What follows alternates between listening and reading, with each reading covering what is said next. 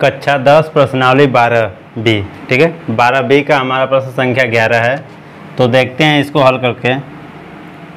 सवाल पहले क्या दिया है। पर सवाल में हमारा है कि 14 सेमी त्रिज्या के वृत्त की एक जीवा केंद्र पर समकोण अंतरित करती है। ठीक है, कह रहा है केंद्र पर एक जीवा द्वारा, ठीक है, एक जीवा केंद्र पर समकोण अंतरित करती है।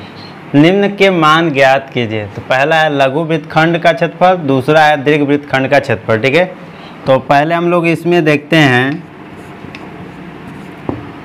एक वृत्त बना लेते हैं। ठीक है, तो एक वृत्त बना लेंगे जिसकी त्रिज्या कितना रहेगी, 14 सेंटीमीटर रहेगी। ठीक है, यहाँ पर हमें त्रिज्या दिया है r बराबर 14 सेंटीमीटर। ठीक, तो 14 सेंटीमीटर का हमने एक त्रिज्या लगा एक वृत्त बना लिया। ठीक है, अब कह रहा है कि वृत्त की एक जीवा केंद्र पर समकोण अंतरित करते हैं। समकोण मतलब 90 अंश का कोण अंतरित करते हैं। ठीक है, एक जीवा मान लेते हैं यहाँ पर P और Q है। ठीक है, एक जीवा खींच लेते हैं PQ। इस जीवा द्वारा केंद्र पर जो अंतरित कोण हो रहा है, समकोण हो रहा है, अर्थात इतना 90 अंश हो गया यहाँ पर। ठीक है, केंद्र को O से दिखाते हैं। ठीक है, अब बोला जा रहा है कि निम्न के मान ज्ञात कीजिए। तो पहला इसमें दे रहा है कि लघु वृत्तखंड के क्षेत्रफल, तो जो जीवा है वृत्त को दो भाग में बांटता है। ठीक है, एक लघु वृत्तखंड होता है, एक दीर्घ वृत्तखंड होता है। तो ठीक है, तो छोटे वाले भाग को हम लोग क्या कहेंगे, लघु वृत्तखंड। लघु वृत्त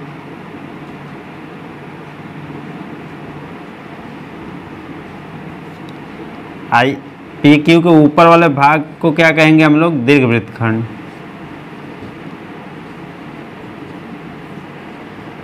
ठीक है, तब यहाँ पे देखते हैं, पहले लघु वृत्तखंड का क्षेत्रफल निकालते हैं। ठीक है, लघु वृत्तखंड का क्षेत्रफल कैसे निकालेंगे, तो पहले हम त्रिज्यखंड का क्षेत्रफल निकालेंगे। ठीक है, त्रिज्यखंड का क्षेत्रफल निकालने के बाद त्रिभुज का क्षेत्रफल को घटा लेंगे, तो जो बचेगा हमारा लघु वृत्तखंड का क्षेत्रफल बचेगा। ठीक है, इतना करेंगे। उसके बाद फिर दीर्घ वृत्तखंड का क्षेत्रफल निकालने के लिए क्या करेंगे, पूरे वृत्त का क्षेत्रफल निकालेंगे। ठीक है, पूरे वृत्त का क्षेत्रफल में से लघु वृत्तखंड का क्षेत्रफल घटा लेंगे, तो जो बचेगा हमारा इसके ऊपर वाला भाग, दीर्घ वृत्त का भाग बचेगा, तो क्या हो जाएगा, हमारा दीर्घ वृत्त का क्षेत्रफल निकल जाएगा। ठीक है, तो हम सवाल को लगाते हैं। तो पहला नंबर है हमारा लघु वृत्तखंड का क्षेत्रफल निकालेंगे। ठीक है, तो लघु वृत्तखंड का क्षेत्रफल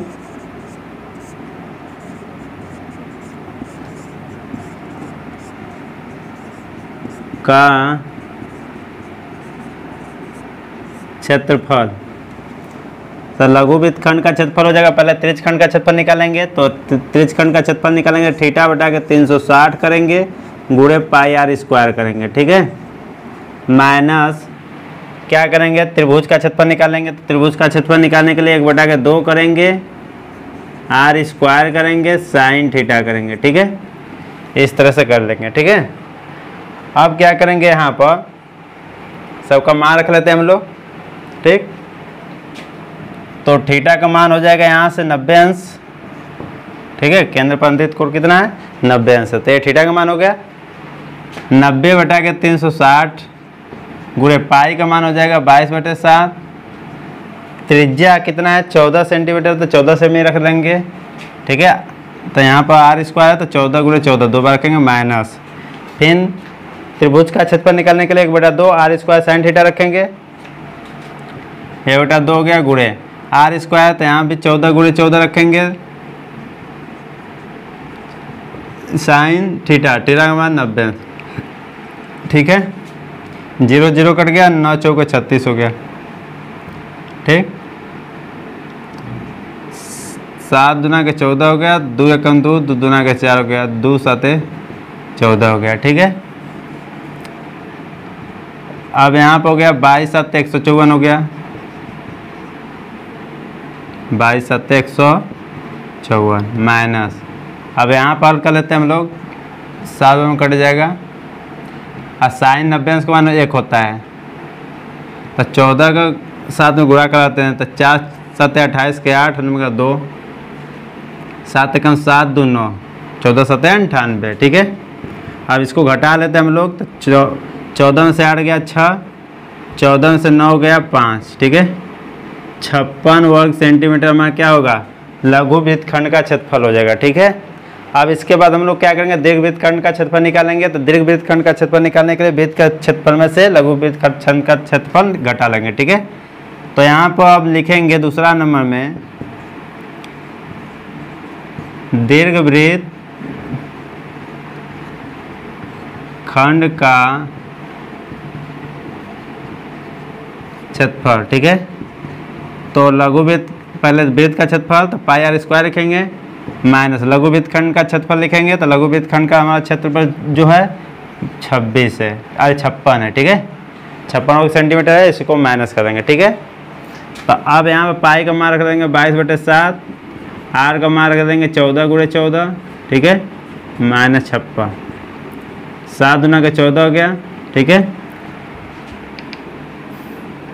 तो यहाँ पर 22 × 14 दूना का 28 हो गया, माइनस 56, ठीक। गुणा करा देते हैं 28 और 56 का, 28 × 22 का कराएंगे 56 है, 8 दूना का 16, दूना का 4 5, ठीक है। 6 11 6 616, 616 माइनस 56, घटा लेंगे 0, 11 में से 6 गया, 11 में से 5 गया 6, यहाँ 5, 560 बचेगा, ठीक है। तो हमारा जो आएगा दीर्घवृत्त खंड का क्षेत्रफल जो हो जाएगा 560 वर्ग सेंटीमीटर हो जाएगा, ठीक है। तो इस तरह से इसका मान निकालेंगे, ठीक है। सवाल को नोट कर लो।